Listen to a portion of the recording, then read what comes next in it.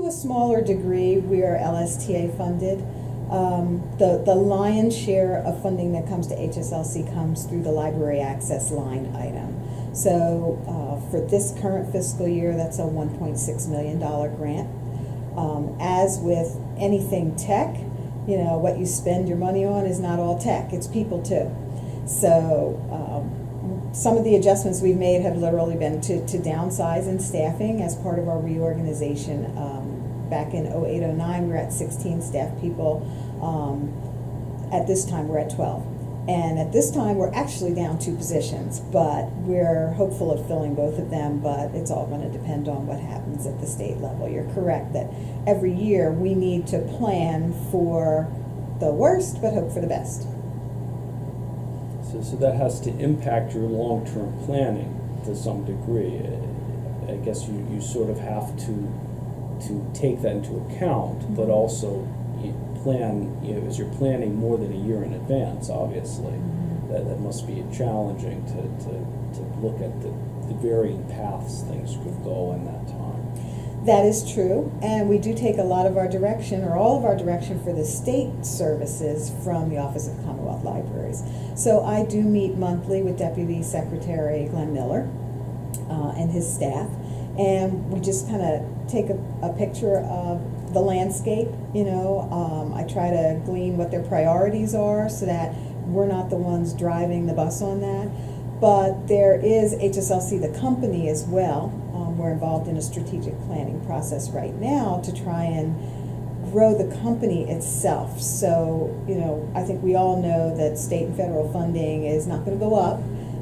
We're lucky if it holds flat at this point. So if it goes down, we do want the company to remain viable. So we are exploring ways that we can, as a company, not just serve Pennsylvania libraries, but libraries even maybe beyond Pennsylvania, because some of the expertise that we have could easily be offered, as a service to other libraries directly. So we're in the process of kind of looking at that to try and help sustain the underpinnings of the company itself. It's got to be very interesting and challenging. It is. The one fortunate thing is the cost of tech is going down, so we're able to do more with expending less on hardware, I would say, or software, but it's still a significant investment, and we're just trying to maintain the staffing that we have in order to provide the services that we do, and at the same time look forward and say, well, maybe we can broaden our reach a bit, and that will ultimately help the company itself. So part of what we're trying to do with these videos is not just talk about organizations, but also about individual experiences and how you do your job and stuff like that. Mm-hmm. So you talked about meeting with the secretary, Glenn Miller, Mm-hmm. And about planning.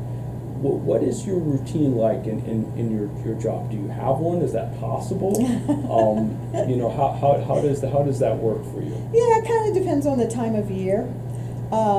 Back to 2013, when we were looking at what we were doing, what we wanted to do, what we didn't think we could do, one of the things we weren't doing at the time was significant outreach in the training front. We had suspended live training.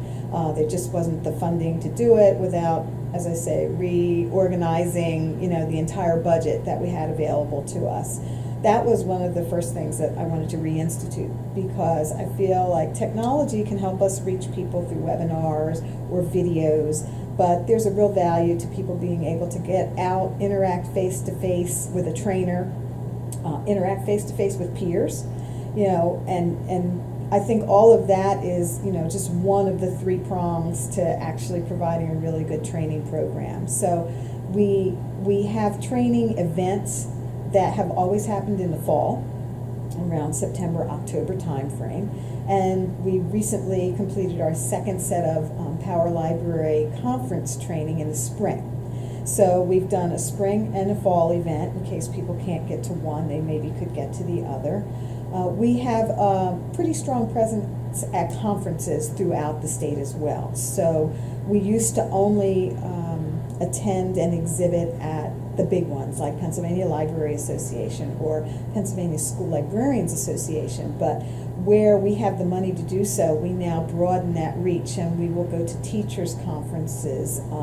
We just finished a PDE Special Ed conference, but we go to school administrators' conferences. We're really trying to introduce the Power Library beyond just the librarians who are kind of the custodians of the program, so that the circle widens out a little bit more, and principals who are making decisions about, maybe joining or not joining, or teachers who don't get to interact with their librarians a lot might come back from these conferences and say, hey, let me talk to you about helping with lesson plans or science fairs or things like that. So it's not a typical day. We've got travel time when the weather is good.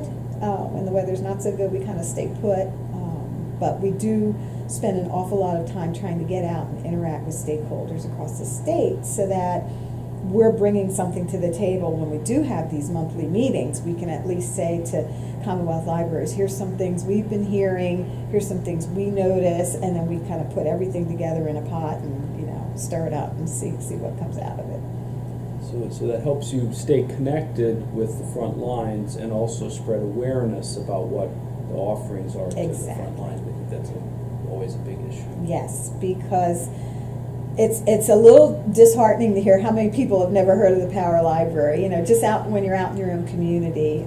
So it's the kind of thing where, we really are working to get the word out, and, we can use all the help we can get with it. Because it's already paid for. It's there. It's just waiting to be used. And the Power Library is being used. I think consolidating everything under one umbrella has really been a positive evolution, if you will, so that people don't think of things as, just ask here or just,